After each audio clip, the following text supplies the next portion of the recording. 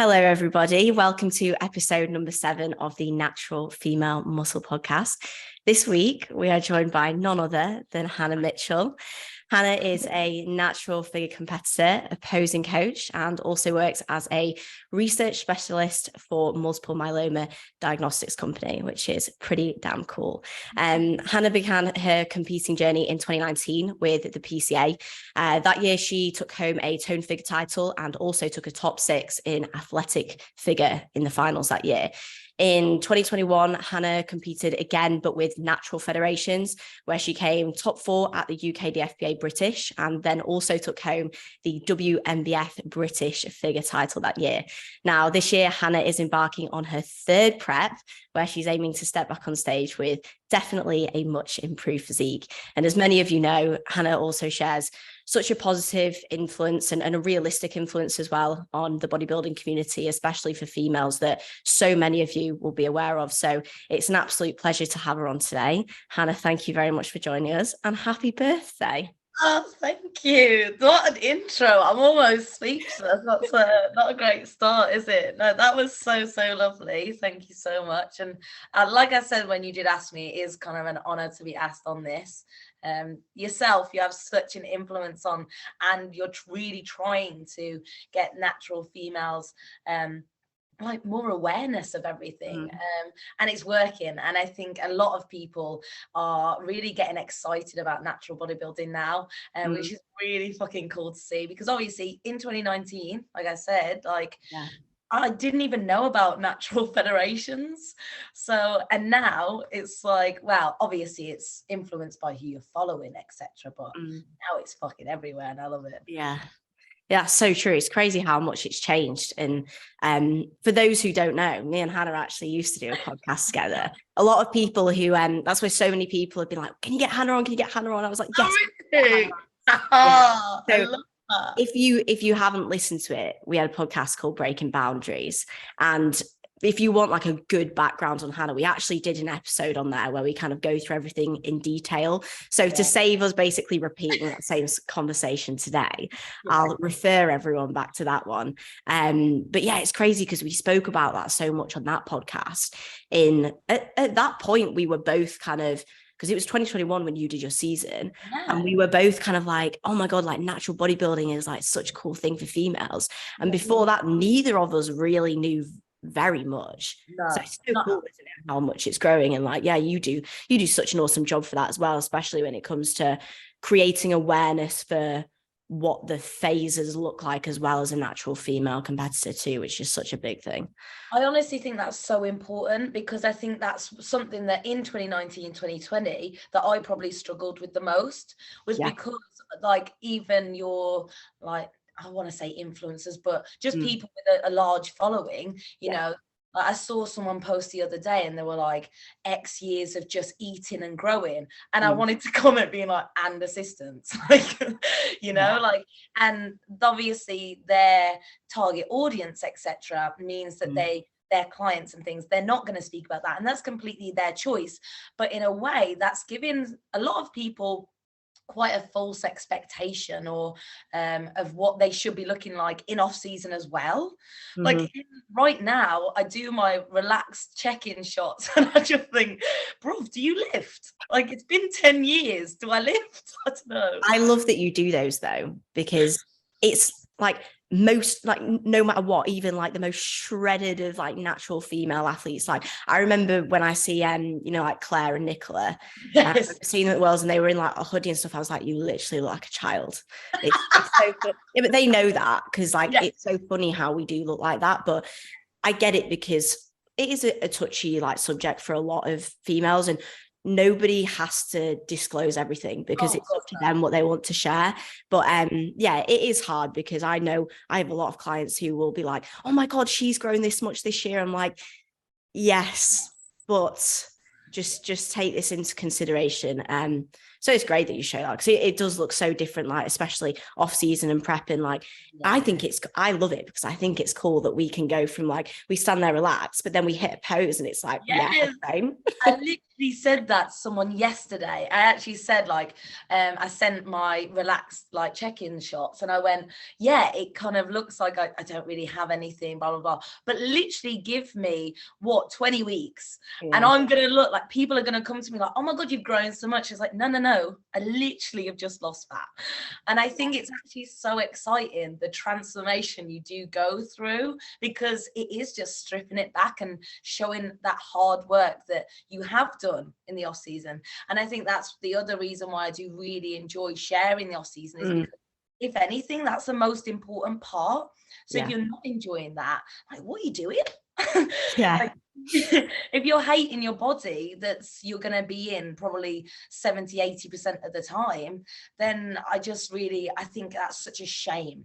And I think you really enjoy like that heavy weight is what allows you to like just be so strong and function. So it's just normalizing it, isn't it? Because people look like all the time looking at their off-season bodies and they're like, I look like I don't train, and why am I doing this? And it's like, you're actually meant to look like that. Like we are supposed to look like this as females.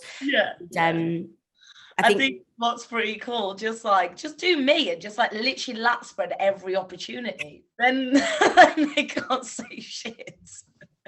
Just pose as much as possible, and then everyone will know. I'm there at work, like in my lab coat, like, can I rip it yet? I definitely want to come on to and talking about what work is like with you in bodybuilding a little bit later on. But I actually want to like pull back a little bit to almost like where we actually left off when we last spoke, like properly, because we've not had a proper chat in like ages. Yeah, I know, right? So I want to catch up from like where you were. To be fair, it's like the end of your like season, really, from like 21 to where things have been now. So what was like your last season obviously like for you, in terms of, because you had a mixed variety in like outcomes, and we'll go into sort of the classes and stuff, because I've had so many people come on the podcast and talk about the somewhat confusion of classes for females, and how that season was, and then we'll come into off season. So how did things kind of go for you in 2021, and where did that kind of leave you at the end of it too? Yeah, so I was really excited going into 21. Obviously being coached by Kuba, like I knew it was going to be a much more thought out approach and a lot healthier. So I was really excited about that. I can't even remember. I think my first show was UKDFBA. Yeah. We'd sent over a few photos to someone previously, maybe 4 weeks out, and they were like, yeah, definitely women's physique, blah, blah. I was gassed, because obviously for me, that was like almost a goal at the time, because my goals have changed, I would say. At the time, that was my goal, like, right, get to women's physique, let's get fucking shredded, like, and be able to present that on stage. I did go into that first show, and honestly, I think nerves took over quite a bit, which at the time, I was like, I'm not even nervous. Like, what? No, absolutely fine. But looking back, I think it was a pressure I put on myself, and just getting back on stage.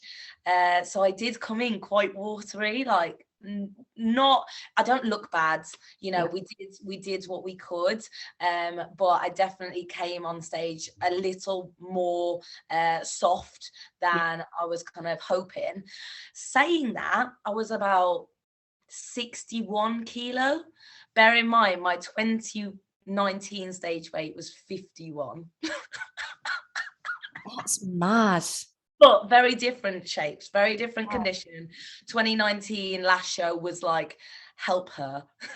Yeah, but it wasn't like oh well, she's 10 kilos softer. Do you know what I mean? Because there was a little bit of a condition disparity, but not significant. That's a big improvement. I didn't even know the stage weight was that massive. That's a lot. It's a lot, and honestly, it shocks me so much. But at the end of the day, I've got such a large frame as well. Like, I'm 5'8", so I've got a lot to fill there.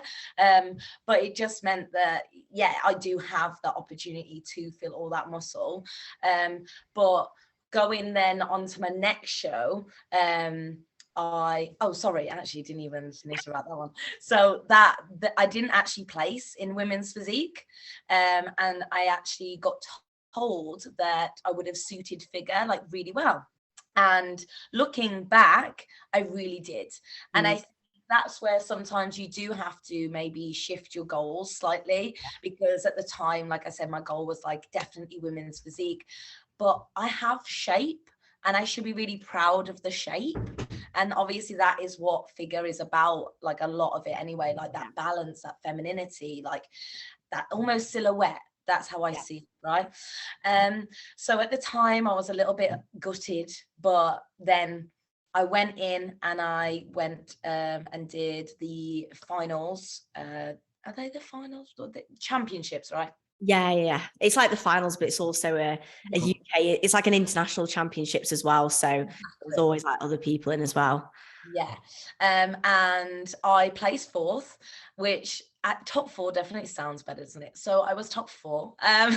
Which is, to be fair though, that's wicked at a finals level, especially because the lady who won was she was German. Yes. So it's kind of, I know people There's do something in the water. I'm just saying it now. But it's like people say it all the time. They'll be like, came top like 6 at the finals, but really I was top 3 in Britain, which like people laugh at, but it is like actually accurate because it isn't like basically like an international show. Yes, yeah. And it was really cool to have that experience as well anyway, to actually be standing up against, international athletes on a natural stage. So I did actually see exactly where I lay, right? The one thing that stood out for me the most though, like I'm not even joking, mate, I'm a head above everyone. Like all the photos, everyone is at my shoulders. It was quite a short lineup that year as well. Which like last year it was quite a tall lineup, like Emma, Grace, Meg are all like quite tall, whereas like you were so tall compared to everyone else that year. So it's annoying because sometimes you can just stand out just based on the lineup and you can't. It's predictable. So, and that's what was great as well, because it wasn't that like I had a terrible physique. Like I was really happy with that package as well, because we actually pulled off another 3 kilo. Oh wow. Yes, you know me. So, and I was really happy with that. Going into that, I felt a lot more confident with my look, even if that wasn't maybe what the judges wanted. For me, I felt getting on that stage, I was really just proud of that exact look. So yeah, and like you say, I definitely did stand out, maybe not in a good sense, because when you are long, again, not a terrible thing, but it's just fact, you can look quite like stringy or like not as filled out, not as dense. So that's something to always take in consideration there. And with that lineup, it was just everyone was short, so yeah, stood out quite a bit. But reflecting on that, like again, I was really, really happy, and the ladies that were like first, second, third were just so incredible. I followed them all now as well. I actually think one of them's doing a prep, which she's doing it a bit secret, so I'm excited because I think she's going to get back on stage this year. Is it Loz? Is it Loz? Liz? Which one? The one who won? Yeah. Yeah, she's called Lisa Lorenz. Yeah, that's it. Yeah. So absolutely incredible. And she's such a nice person as well. And then going into my last show of the season, it was actually 2 weeks later. Cuba didn't actually, at the time, he didn't actually want me to do it because I'd been lean for so long. Yeah. I said to him, I was like, please. I was like, it's 2 weeks, it's in like Birmingham, so it's so local to me, there's going to be no stress. If anything, we're just going to maintain. I don't need to. And I ended up like feeding into that show as well, which was really cool. Obviously you see people on show day eating like just chicken. I was there with, I think I ended up before stage, I had like 3 bowls of cream of rice, like a whole packet of rice cakes, jam, peanut butter, a cookie, a banana. I was literally like, la, la, la. Like, because as well with WNBF, it was another different experience where you do the morning show in the evening. Yes. So I was literally like, what is this? But it was really, really good to experience. That morning show is to allow them to actually prejudge you, so you don't get on stage in the wrong category. I did go for figure that time, and again, they were actually fortunately for me, that is the look that they did like. Yes. And I did actually get the best presentation award as well, which was really cool. So yeah, that kind of finished that season there for me. It definitely finished it off with a bang, because at the time, again, it is different now, but at the time, not placing and then placing top 4, it definitely knocked my confidence. Yeah. Because I just thought, like, I've literally put on 10 kilo, right? And I still don't feel like I fit in as like in a right category. I still don't feel like almost good enough, which obviously we do all battle with that anyway. And not that placings rectify that feeling or make you not feel like that. I think it's just that I felt so comfortable in the fact that I found a federation that does like my presentation, like my condition. So that was really, really cool. Then finishing off that season, like we went straight into off season, push calories up like straight away. For me, sitting anywhere below 65, 70 even, like my body definitely doesn't function the best. So at about 58, my body's like, help me. So we pushed up pretty quick, got to around 66 in a really good body comp. We thought we were going to hold there because it was like a good look, but again, I just still wasn't functioning well. I couldn't recover from my sessions. And I almost felt like a bit of a failure, because I was like, why am I eating all this food, but I still feel in the bin? It definitely took me about like 6 months, I'd say, post show to like even feel normal again. And yeah, I'll be honest, this off season has been like incredible. I think I counted the other day. I think I'm like week 75 was like how I finished off season. So that was pretty cool. That's awesome. I think it's really nice to see how at the end of your prep you kind of found your place really nicely, because it is just sometimes, like, as a female, because there's such variance, like I always say this, and I think sometimes AJ doesn't quite get it, because I'm like, you don't understand, like you have bodybuilding or men's physique, and it's like it's so simple. It's a look as well. They come in hard and full, boom. Whereas for females, it's just so varied. Like there's 4 classes and you can massively range on how you look within those classes in one federation. But then even from federation to federation, it changes. Like there's similar criteria, but different judging panels, different feds can prefer a different presentation or a different way that you kind of show yourself, or a certain amount of condition, like even with the BNBF, for example, because you do like the side poses and a front double, they want to see like more arm development, or whereas in, for example, the WNBF, where you don't, I don't think you do them in the WNBF, do you? So it's like they're not looking for that. So it's like it really, really does depend, and it just takes time. And that's actually something I'm trying to like be more promoting of, especially with in my clients, especially ones who are in that figure physique one, is like try different feds, like try some different federations. Even if you like the idea of this, just give them a go, because you might prefer one or the other. You might like all of them, but you might find that you just feel, because you get a vibe from a show, you get a vibe from what the day's like, the judging, and just things like that. Chilled one, or whether you like, so I always refer to like a PCA style, because with PCA you go and it's going to be like like it's going to be like a proper showing, right? And I always think of BNBF as the natty PCA. Again, it's very like hands above head, like so much variation in the posing. And I think BNBF is an incredible federation for also showing a little bit more condition as well, which is really cool. And then you've got like the more old school approach, but that's not a bad thing. It's just like you say, a different approach and showcasing a different physique. And it doesn't mean that one physique's better than the other either. I think just how women do come down. Like, I know, as much as I used to hate it when people said it, because I'd always think that people were trying to say that I don't work hard, I know that I do get lean easier than the stereotypical female. So obviously, and for me, my legs, I don't carry any body fat on my lower half. Like I'm sitting on my ass right now and I'm on a pillow and I'm not even lean. Like I just don't have any fat on my ass. So obviously people just carry body fat in certain places. And again, for me to come in maybe softer, to not have leg lines, I would have to be very soft up top and almost look X weeks out up top. Which is such it's a toss-up, isn't it? And you can't do anything about that genetic weight distribution. So.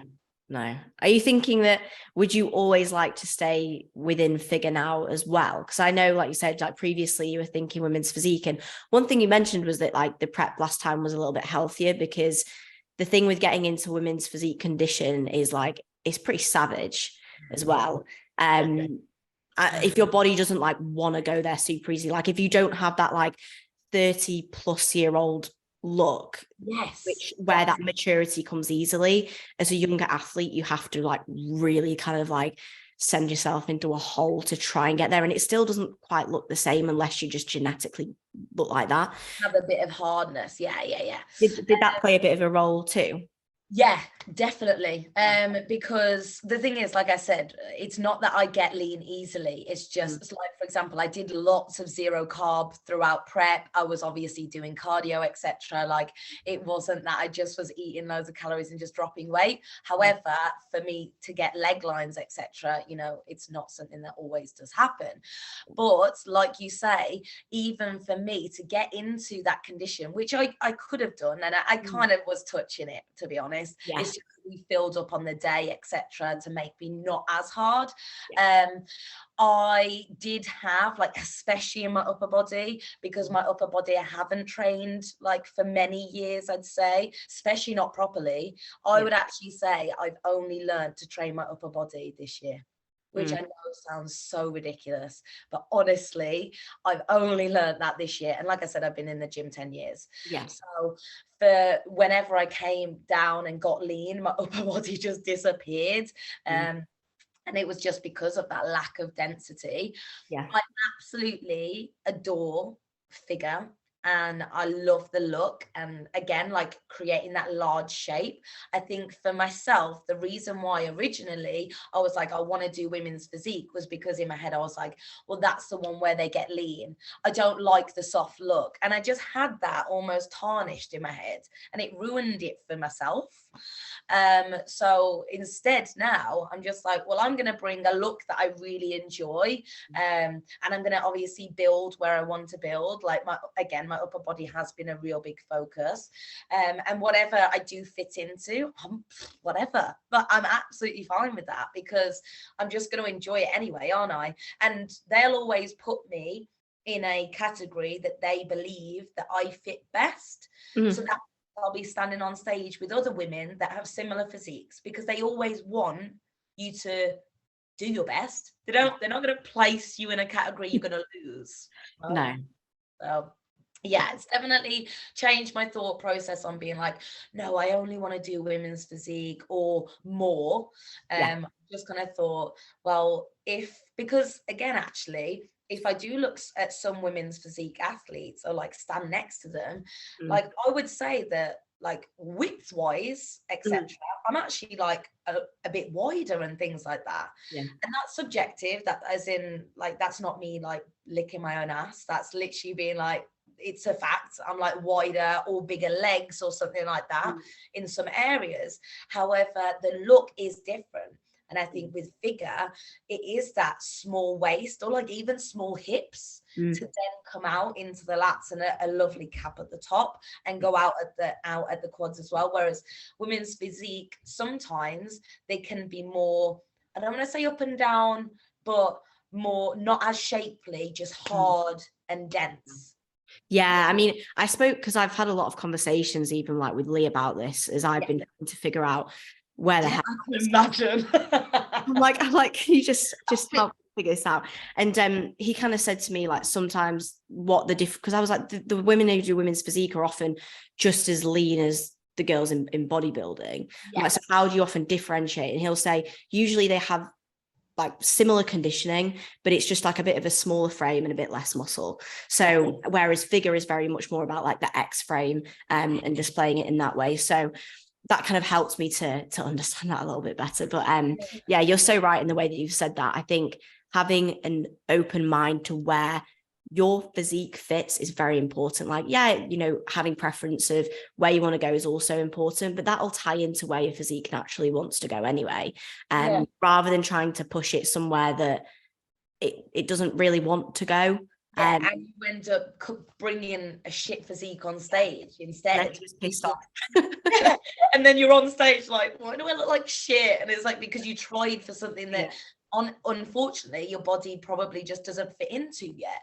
Like, I would absolutely love to do bodybuilding because like I love doing the poses. If I get a male bodybuilder come to me and he wants to do a posing session, I'm like, yes, let's go. And I'm like getting into it. But I know that's never going to really happen for me because, again, 5'8" bodybuilder, it's going to take probably 30 years. No, it's nice that you've like found your place though, and I know that that'll play a really good role into your season this year. But just touching on like then coming back to you heading into your off season, you made a really, really great point there in the sense that, you know, and because you've got such a good relationship with Cuba, this helps massively. But you know where your body feels good and where it needs to come back up. So you weren't afraid to kind of get yourself back there, but then equally you were kind of understanding that it takes a lot of time. And these are two things that I see a lot of females struggle with is, one, getting their body back to the place where physiologically it needs to be, which is like a huge struggle because girls are like, well, let's reverse gradually and stay lean. And it's like, I just don't get it. No, you're gonna struggle big time. And then even when you get there, it can take your body, like say 6 months. And a lot of girls will sit in that position where they're, you know, 15, 20 pounds above stage weight, maybe more, and they're still not feeling great. Like they're still maybe not training great. Maybe they've not got their cycles back. And it's just like the drop off in the stresses and getting your body back still takes a lot of time. So do you want to talk through how you guys kind of manage that and how you actually dealt with that psychologically? Because I think that's often one of the biggest things as well, isn't it? Yeah, of course. And I think something that we can touch on a little bit, but probably you won't have time to go into too much, but working on my relationship with food has been a massive part of working with Cuba. I've been with him 3 years now, which is crazy. Wow. Yeah, when I first started with him, that's something that I really struggled with. So it's always been at the back of our minds throughout any step, which obviously, again, where the honesty comes in, is really, really important. So actually, me and Cuba probably took a very, very different approach, and probably some coaches are going to listen to this, like, don't want their clients to hear it. But post-show, every day for the week post-show, I had an off-plan meal. So 7 days.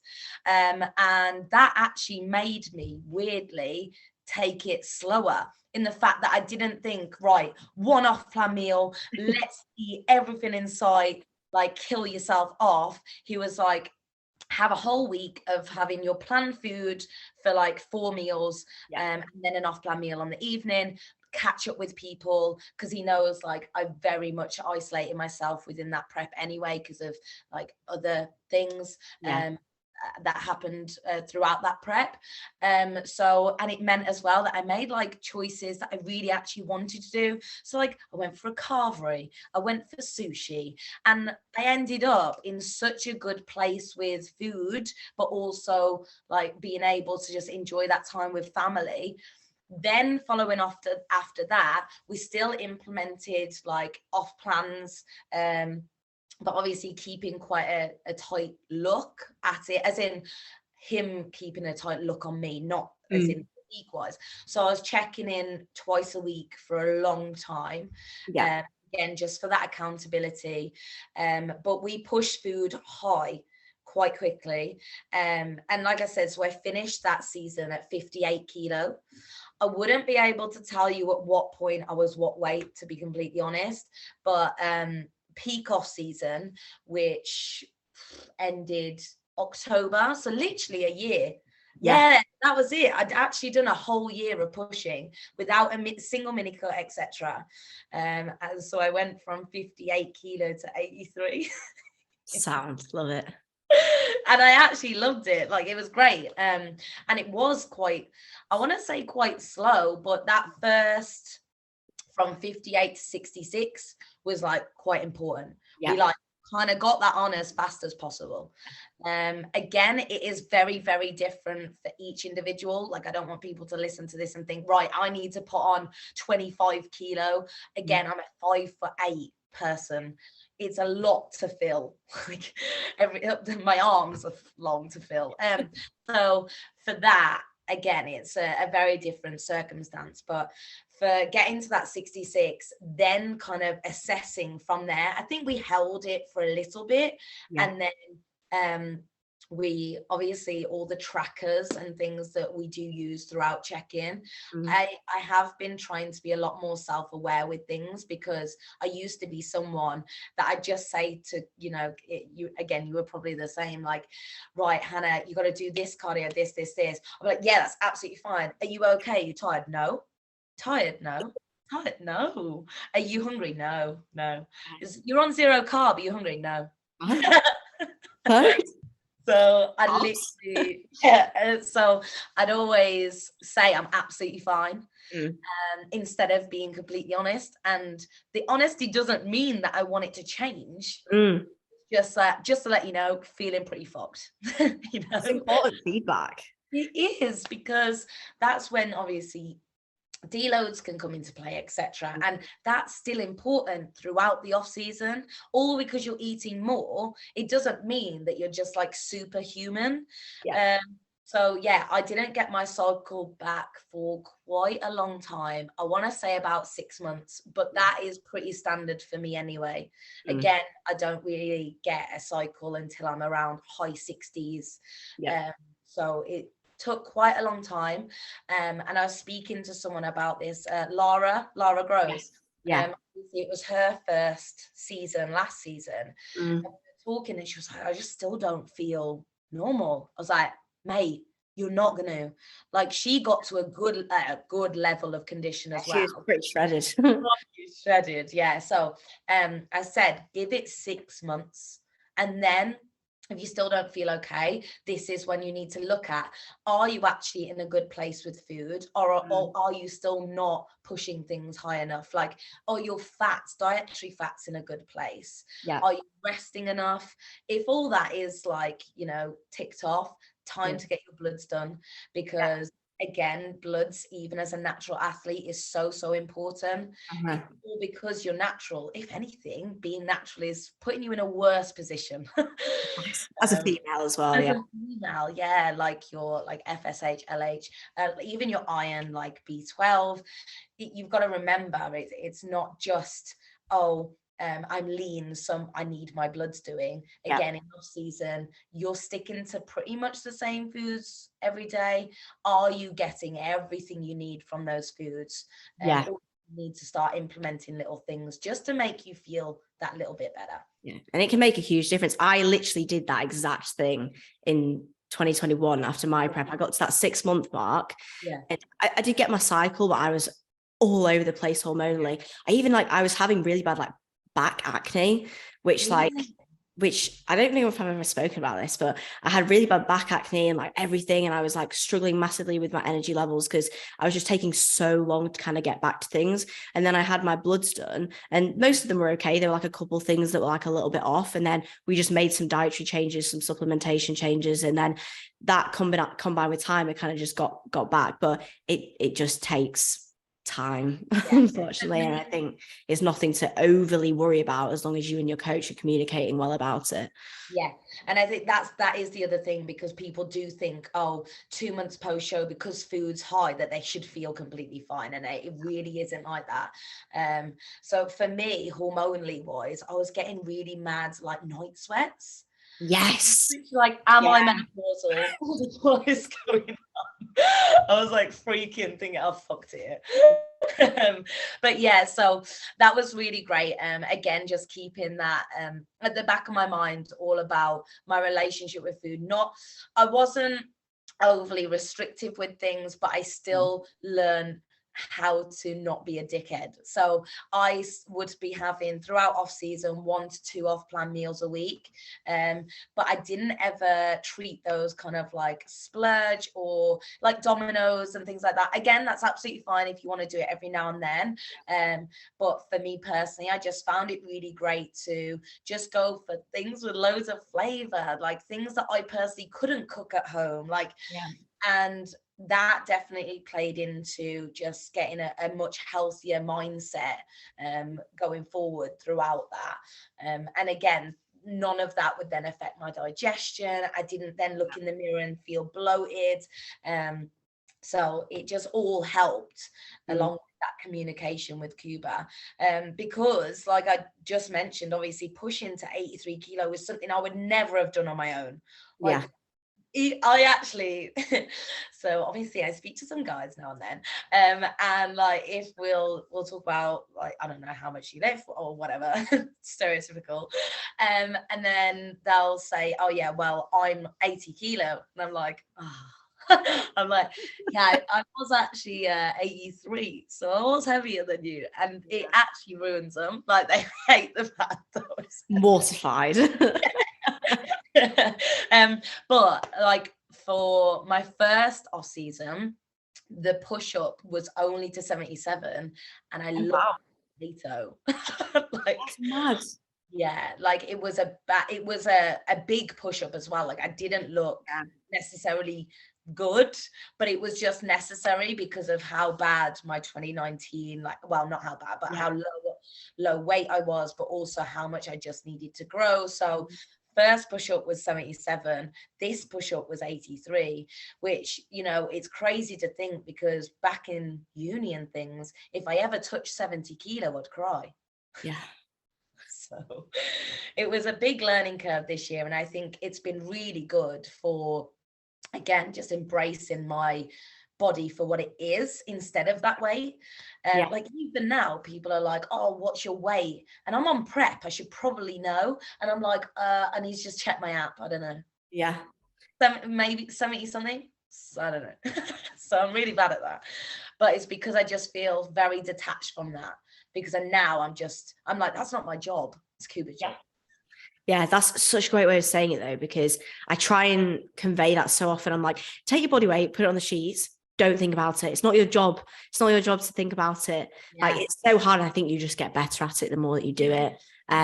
Like your first prep, your first off season, you're probably going to be a bit more bothered about the scales going up, the scales going down. And I think you just become like nonchalant, because especially once you go through those first preps, you start to realize you're like, my body weight actually didn't really matter that much, and it went down eventually anyway, so why did I stress?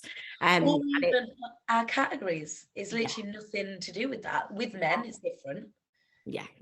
Sure, but you just get better at it. And I think with your off season as well, showing the massive comparison between those two is such an important message. I think a lot of females, especially whether it's like the first push and the first off season that they've done, it can be quite difficult at points, especially with like relationship with food or relationship with body image. And then the more that you do it, the better those things get. And then also the better that you look at body weights and stuff like that as well. Like you've just proven with saying that you were, so it was that like 6 kilos heavier total compared to that's a big amount of body weight, but it looks way better than it did when you were 6 kilos lighter. And it's so hard sometimes in that moment, because you think, how am I seeing all these other athletes who are doing their off seasons and they look like this and I look like this?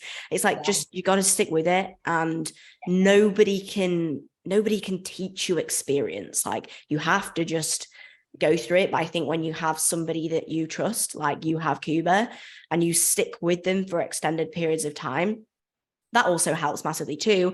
But it also helps because you just trust them so much, and that plays a massive role in the process. Yeah, like he knows my body better than me. Like he'll literally he'll be like, oh yeah, we should deload this week, and I'm like, no, like I'm actually all right. 2 sessions later, I'm like, oh my god, I'm glad we deloaded. Because I'm literally like crawling out, like, why could I only do 1 rep? So yeah, it is really, it's so important, like you say, like putting your trust in the coach throughout like off season, yes, because yes, it's not, people think that it's not as like regimented and things, and it's not. You've got so much more flexibility, but at the same time, off season is like where it happens. Like you need to be putting just as much effort into your sessions as you would in prep, because if you don't, then you're not going to grow, are you? So it's making sure that effort is reflected in both parts.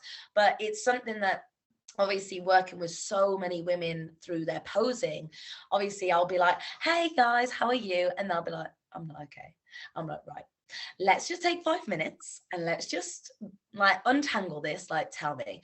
And a lot of the time it's because they're first timers, they're worried about not coming in, or they're worried about like, oh, I'm not gonna like be ready in time. And I had this conversation with 3 ladies yesterday, and every single one, I went, it's not your job. Yeah. If you're not ready on time, it's your coach's job.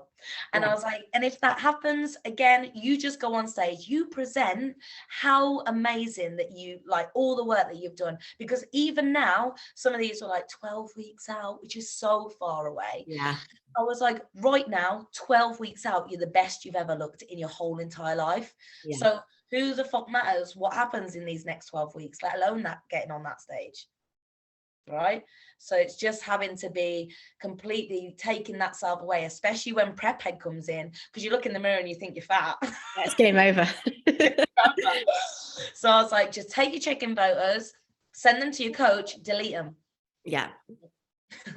Such a true way of saying it, though. Has that played a massive role with you and Cube, like heading into this off season, especially with a lot of the changes that you guys have made or goals that you've set with training and stuff? Have you guys taken like quite a big, well, from what I've seen, it seems like you're taking quite a big step forwards, especially when it comes to training and the way that you've like approached things. Do you feel like that relationship with you two and just continuing to improve has played a really, really positive influence on how things have been over the past year? Honestly, yeah, massively. I would say the reason why things have changed so much and taken that leap forward is me being honest with him. Yeah. So me saying when I'm ruined, or me saying, I just don't understand this bit. Can you just explain this? Yeah. And that has just made things like come leaps and bounds, basically, because again, I used to always be scared, thinking, oh, he's gonna think that I'm annoying, or oh, he's gonna think like, oh, can she just get on with it? And it's really not the case. Like, especially with a coach like Kuba, when he really wants you to learn, like he wants you to be excited and interested. So, and with my kind of mind, like my science mind, if I don't understand something, then I'll just probably won't do it with the same like oomph. Yeah. So when he like explains everything, I'm like, okay, cool. But yeah, so the honesty and the trust thing, because again, I think the trust just comes over time. You're not necessarily going to trust a coach you've been with for like a couple of months. Well, maybe I'm just not a very trusting person. But yeah, so I think the fact, you know, it's been 3 years now, like he knows me as well, which helps a hell of a lot. The fact that I'll turn around to him and I'll say whether, you know, I've been like completely on track, or I'll say like, look, I slipped up a little bit this week. What I mean by that is, even throughout, I've said I've worked on my relationship with food. That doesn't mean that every single time, every single day throughout this even off season, it doesn't mean that I haven't slipped and like maybe overindulged and felt a little bit like out of control with eating there, and kind of finished the day and been like, I shouldn't have really ate that. That was a bit too much. Like, so, you know, it's always just the next day, just trying to be better, instead of being like holding on to that guilt or holding on to the fact that you may have made a little mistake. It's just being like, well, it happened, so we're going to move on from that. And Kuba's really taught me to do that, because say if I've coming out of that mini cut, I was very hungry. And I think the only thing I only ate like 3 bakery cookies or something, but I was literally like, I'm really sorry, like I'm so sorry I messed it up. And he was literally like, right, you done it now, get over it. Like, okay. Yeah, that's what they're there for, though. Like, your coach is there to listen to you and to educate you. Like, I sometimes, like, it's a hard one to convey, because I think you sometimes have to remind like yourself, you're like, I am literally paying this person to help me. Like, this is what I'm doing. And I think sometimes when you have so much respect for your coach, Yes. you just don't want to bother them, and you don't want to let them down. Yeah. But you have to, because they will help you as best as possible. Like, they don't expect you to be perfect. Yeah. They actually expect you to just be honest when you're not being perfect, because that is part of being a person. And then they will help you to like get your like results or your goals as best as possible. And it's really nice to see that you've taken such a big kind of step with that over this off season. Like you say, you're still a person, you still have like things every now and then, which is like fine, but that you're just like more open. You've obviously built that so much with Cuba is cool to see. And definitely from my perspective as well, it's been nice to see you even doing a lot more stuff like outside of bodybuilding too over this last off season. I know you've always been quite good with that, but I think definitely this past year I've seen you like going to more events and like doing stuff with friends, and I've really, really liked seeing that. Is that something that you feel you've gotten better at as well too? Yeah, I think because when you do start getting into the industry, obviously you do see so many successful people, and they'll maybe have like partners that are also bodybuilders. So they can obviously spend so much time with their partner doing bodybuilder things, right? And when you are like living alone, or like single even, then sometimes you can feel like, oh well, I can't do that because it's going to impact my training or things like that. But I think it's strange that you do say that I've done like more, because I don't know, it's one of those where I feel like I may have done more in the sense that I've like organized more things. Yeah. I've actually, this off season, I think I've almost taken a step back in saying no to quite a lot of things, and respecting like whether I actually want to do it. Yeah. So I've been still going to events, I've still gone on holiday, I've still organized loads of things, because I know that when I do go to those things, because now I'm so happy in my like structure, in my routine, regardless of where I am, I'm going to still do exactly that. Whereas years previous, I think I'd be so worried to upset the people that I'd be going with, or annoy them, or like be a nuisance, that I'm like, right, well, I either can't go because I'm not going to be able to train, or if I go, I'm going to like fuck it all up. So it would just ruin the whole experience for myself. Yeah. So I think, again, because I've been able to really work on just almost my relationship with myself, and making the decisions for what I would like to do and what I think is best, and going forward with that, and just being honest with people, saying, hey, like, I would really like to come, just let you know I'm going to be training this day, so I'll be off in the morning before you even wake up, and then I'll come back, and then we'll carry on with the day. Cool. And again, similar with like maybe food, like I'll just be so upfront, because then I'm not even concerned about what they're going to think, or concerned about like that they'll be annoyed, because I'll just be like, hey, yes, I'm gonna come, definitely, can't wait to see you and spend quality time with you. I'm bringing my Tupperware, see you there. Yeah. So I think being a lot more just very happy with my decisions throughout life has then allowed me to join in with things and sit there and be like, yeah, I can still partake whilst enjoying like my decisions for my goals too. Yeah. I think once you become like more aligned with like the way that you want to approach things, especially when it comes to like how on it you want to be with like your training or with your food, you can then start to decide what you want to do when it comes to social events. And it's like, I can go to this and I can choose to be involved, or I can go to this, I can choose to take my food, or I can go to this and I can choose to not take my food. I'm just going to have a day. I'm going to have a good time. Like, you start to just get better and better at doing it. I think that's probably what I mean when I say like, I've seen it more, because I've seen you be like more happy and more confident in doing so in that sense, and being like quite not like nonchalant about it, but just being like, I'm going to an event today, guys, like having a sick time, rather than it's like a big thing, like I'm going to this and I'm like worried about it, or this is something I do really rarely, or it's just part of you in your life, and that's good. And I like to see that, because I like to see people and being like, this is my life and this is how I choose to live my life, and bodybuilding is also a part of my life and this is it, rather than like, sometimes I feel like people just feel so guilty for doing different things. They feel like they have to justify this and that, or they're so stressed about it. And it's like, no, like if you enjoy doing that, just own it and then just figure out how you want to manage that. Like, that's something that, again, all these things they just take time to figure out. But I think that the fact you share a lot of that, it shares such a positive message for a lot of people who need to see that. And like you say, especially like if you are living in your own, or if you are single, like there's a lot of people who do live with their partners. And sometimes I'm very mindful of like the way that I share things, because I think a lot of my clients think that they can't do a lot of stuff or shouldn't because they see the way that I am at home. But like even I do different things. I don't always like share a lot of it or whatever. And sometimes like I kind of need to, because I need people to know that it's okay to like have a day like completely away from like your normal routine.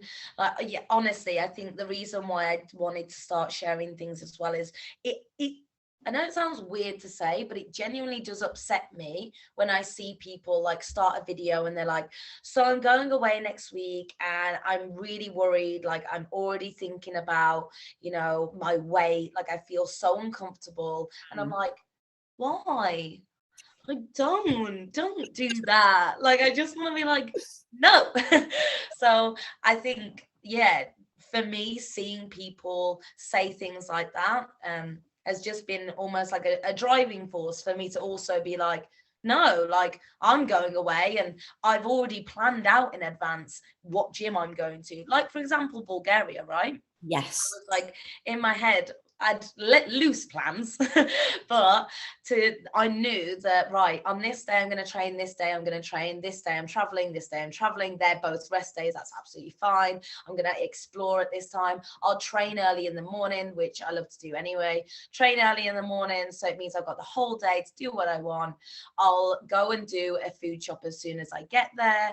I'll know that in one of the Airbnbs, there was like a cooker and everything. So I spent like the first maybe hour cooking and preparing food for like the next 3 days. Like it's just, again, making the decision that you know that that is going to make you happy. And because I spent 2 extra hours whilst I was in Bulgaria preparing meals.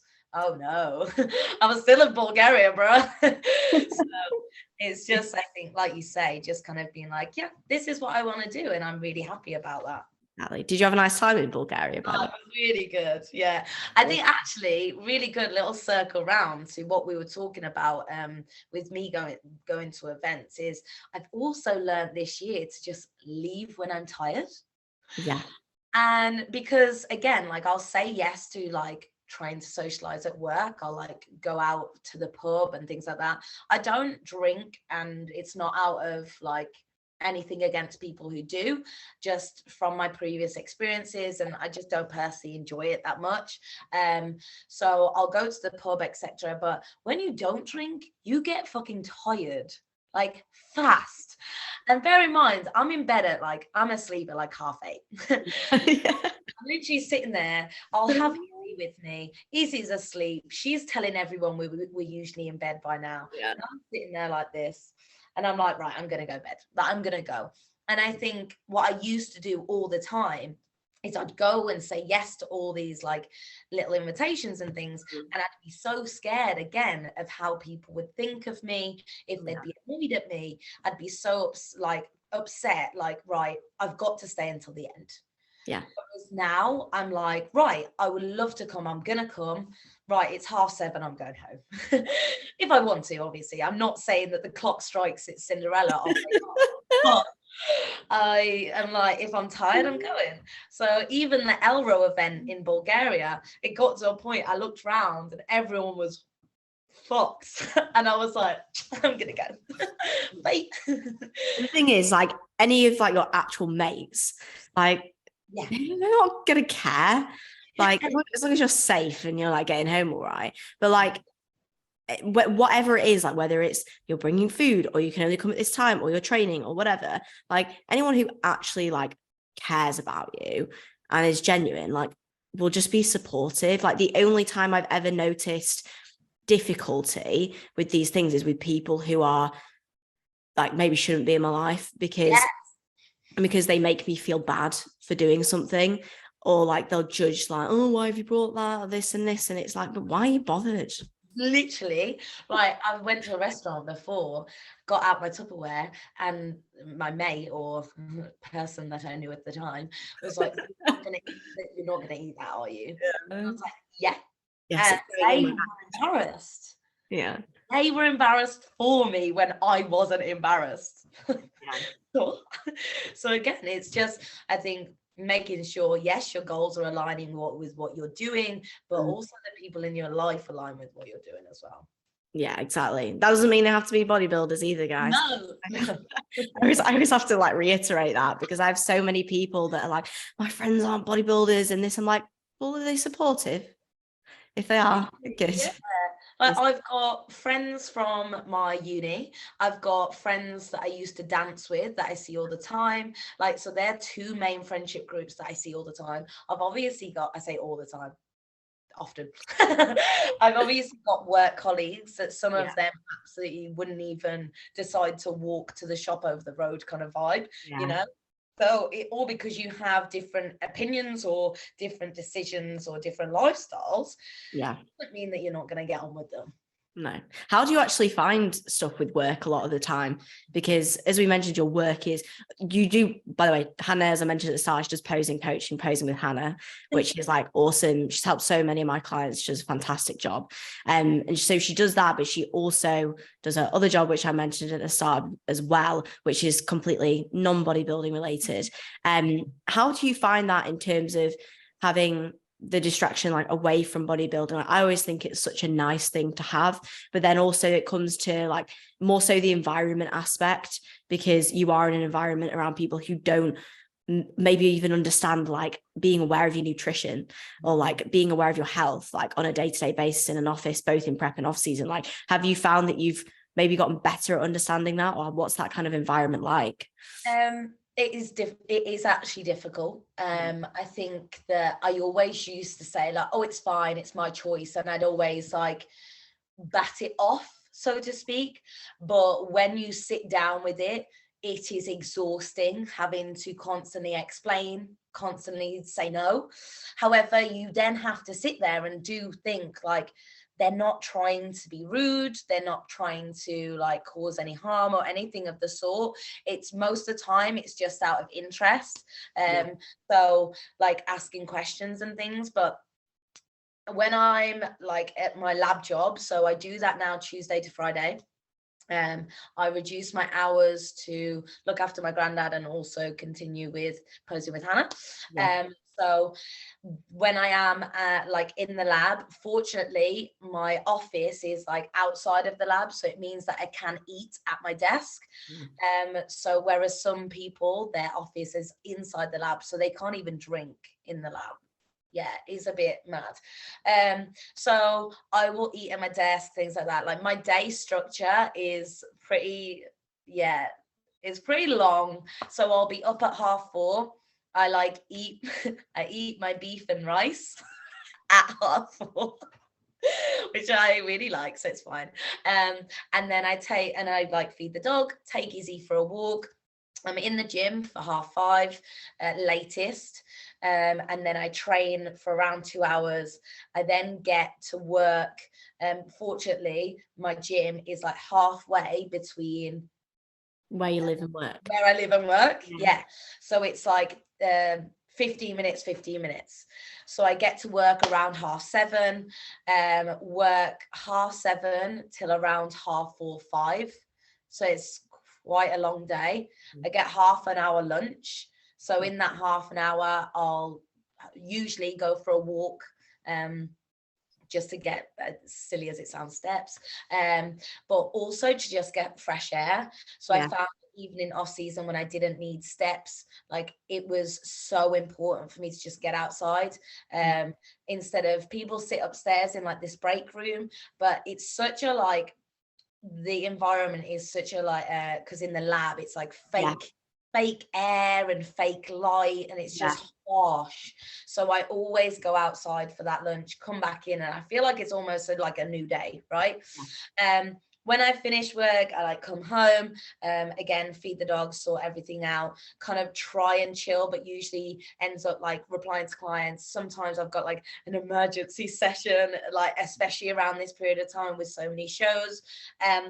I always meal prep on the weekend, so like I don't have to worry about that necessarily. Pack my bag and then I'm in bed for about 8:30. So it is pretty much the weekdays are like go go go, from 4:30 to 8:30. Again, if that is a training day. Rest day, I don't get up earlier, because yes, I could be productive in that morning, but in all honesty, I just need to sometimes catch up on that sleep. So I utilize that time. I'll get up around 6 instead, so it gives me an hour and a half extra in bed, which is great. Obviously gives me fuel to be able to like train the next day, etc. But whilst I'm actually at work, again, even in off season, so I actually started the job that I have right now, the role that I've got, I started that in April 21, and I started my prep end of April 21. So they saw me literally join the team, not fat, but you know, and then just saw me like wither away. But because it was my first like couple of months in that job, like my main focus was like work, right? So I used to train after work. And it meant that I was getting to the gym at my sessions, mate. Ooh, not great. Not optimal. They were great. I would just find like brain tired, like just, so for us obviously to push through a rep, like it's not even muscle really, it's brain. Like, so I was finding that through prep, like my strength was just dropping. So for me, I'm really excited to be doing training before work this prep, because I'm getting in and I'm training straight away, getting a little bit tired at work, but that's fine. You know, I can sit at a desk and do like type away at some experimental write-ups instead of trying physical, instead of trying to do a hack squat, like, you know. So I'm like I say, really excited about that. But throughout prep, the main difficulties really are, when you think about, again, this is no slating to people that are online coaches and things like that, obviously, but you've got to think that, for example, and I'm not saying people even do this, but say if you're really tired and you're an online coach, and I mean like you've had 1 hour's sleep because it's prep, right? And you're like, right, you know what, I'm maybe going to stay in bed for an extra hour today just so that I can work a bit more efficiently, blah, blah, blah. I literally can't do that. There's no, I have to get up as soon as that alarm goes off, else I can't fit everything in, right? So that's the one thing, like the first thing that I think people maybe don't take into consideration there. And then I remember seeing Jack Thorburn when he was like napping before his sessions, before training sessions, and I literally sit there and I'm like, oh, imagine being able to nap before a session. I mean, he does also have about 8-hour sessions, so that is true. That is so true. Plays a role. Something that I wouldn't be able to do, but so I think it's just at the end of the day, like, you're making the decision to have that job. Like, it's completely my decision to have this lab job. I could leave it very easily and be able to pursue posing with Hannah full time. It's definitely it's feasible, but at the same time, the reason why I'm working in multiple myeloma diagnostics is for that purpose. It's because I want to be involved in cancer research. I want to try and have an impact within that area. So it's my decision. So with that, I have to just suck it the fuck up. So if I am a bit tired, go to bed earlier, Hannah. Like little things like that. Again, it is definitely having the discipline to just be like, if this is my decision, if this is what I want to do, don't moan about it. Like, I wouldn't moan about the fact that I train at 5:30 in the morning, because I'm now being like, wow, this is so much better than training at 6 p.m. Like, so I just really enjoy my training regardless. Like, whether I have more energy or not, that is obviously going to come into play. Like, that's going to be a lot better of a session. But even if it's not great numbers, I'm still going to have a great time. I'm really glad that you found that setup with work, because sometimes, I mean, I've got quite a lot of clients. Well, most of my clients will work like standard jobs in an 9 to 5 vibe. Or even like worse hours where it's like all over the shop. And I think that sometimes you have to just find what works for you. And you've made a great example there of showing it is possible. You just need to figure out the setup that works well. And for you, it's training before work. Some people, like I've got a lot of girls who will do the training before work because it works so much better than them training afterwards. It's like you say, they're just absolutely smashed. And they're training at the gym at like peak hours. Oh my God. It's so hard to get through a session, because then they find the sessions are taking like 3 hours and then they can't sleep. So I think it's just finding that setup that works well. Like you say, sometimes rather than just saying like, yeah, it's fine, actually being like, okay, this is going on and I need to just see what is going to work better for me, and then just roll with it and then good to go. But it can just like take a bit of time to figure out what works well. But it's nice to hear that you've kind of figured that out well, and you stand as such a great example of somebody who can work in something outside the industry that you're passionate about, that is different, that isn't just online coaching, and is, you know, still manageable with everything else that you love to do as well. Yeah, I think that is the biggest, if anything, like takeaway, I guess, is to say like, I think a lot of people go with the mindset of like, no, I have to be involved in bodybuilding to be successful in it, in a, you know, in a competitive sense as well. And it's really not the case. Well, I guess it depends what you deem as successful, but I don't deem that like winning necessarily as successful. And I think finding the setup, making sure like your recovery, it sounds so sometimes like nauseating to people, like, oh my God, just lift. And I'm like, honey, if I could, then I would. But I genuinely, if I was someone that didn't care about my like sleeping time, if I was someone that, if I didn't have to be on point with like my pre and like post workout food, like, probably I wouldn't be as meticulous. But it is something, because else I'm absolutely mashed and I can't even go through a week of training. So definitely finding like your setup that works for you. I am fortunate in the fact that, like I said, like I can eat at my desk. Doesn't mean, so you know how some people are like, oh, make your food look pretty because then you want to eat it. I'm literally sitting there with boiled potatoes like apples, because I've got no I'm literally just like as fast as possible, because again, sometimes I'll be in the lab doing experiments all day. I'll literally have like, right, I'm just gonna go eat, and I'm like blah, blah, blah, blah, blah, blah, and then go back in the lab. So again, it's my decision and I'm completely happy with that. But it's almost being like, don't make it other people's problem that it's your decision. Because it's nothing to do with them. And with the fact, like I said, other people at work, they may not understand, just talk them through it. Like my boss, he's like great in the sense that I'll talk to him about shows. When I mentioned that I was starting prep, he actually did say like first thing, like, is that like, as in this time around, is that gonna like, you know, affect anything? He was trying to like basically say, are you going to be shit?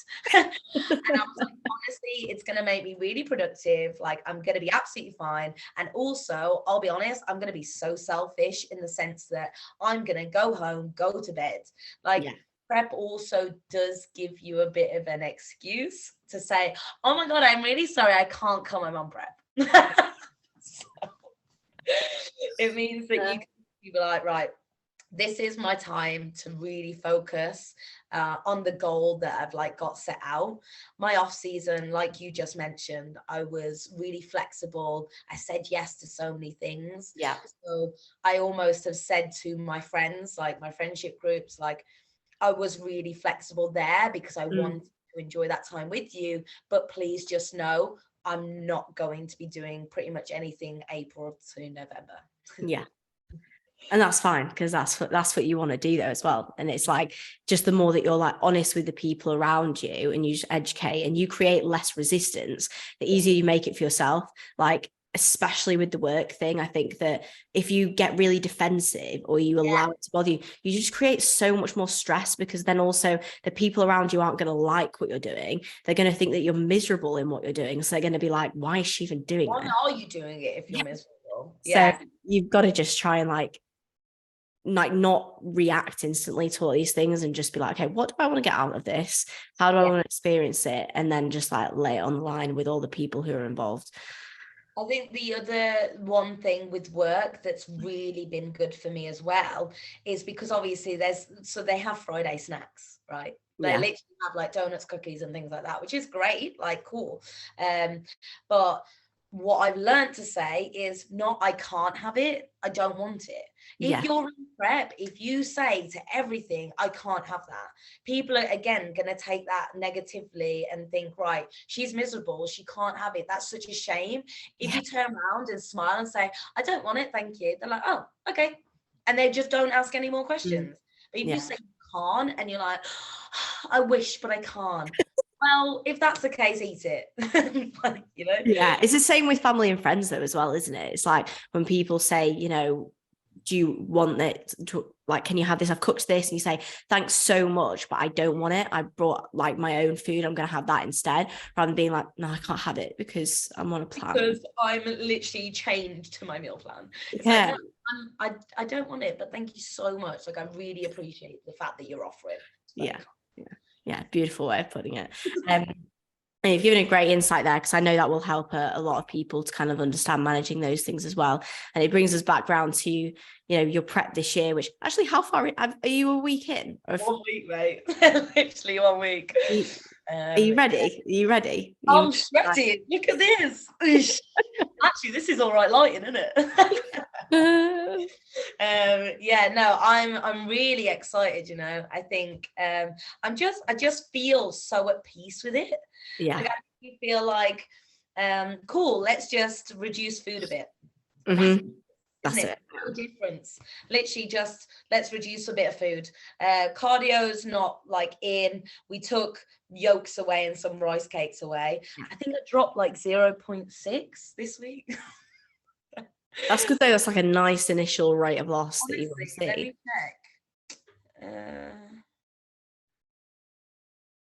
check. Yeah, 0.6. That's not an average. That's like if I take my last Sunday to this yesterday. So average is probably not as much as that, but you know, it's a nice little look, you know, especially with the fact that I was increasing in body weight, like my off season.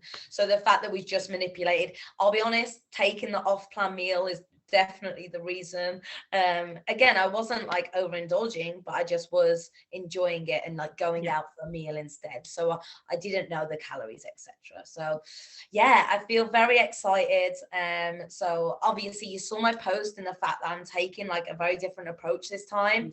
Like, I don't want to be like counting down the weeks or even the days. Like, I want to just basically be like, so this is week 0, this is what I'm looking at, this is my weight, and then week 1, which I'll do a post today about, and basically take it week by week like that instead. Because I do think, again, just speaking to so many girls through the posing, like a lot of people do seem to be like, right, I need 2 more weeks, I need 1 more week. I'm like, but why are you ticking it off? Because you'll get post show and you'll be gutted. You'll be like, you'll be in a prep hole. You'll be like looking at all the photos and you'll be reminiscing about that. But right now, you can't wait for it to be over. And I think that's going to then ruin your time on stage, ruin like pretty much the process. And it's such a long time to be rushing away. That's why I commented on it. I said it was so nice because it's like, rather than counting down till something is over, why not celebrate every week as it comes?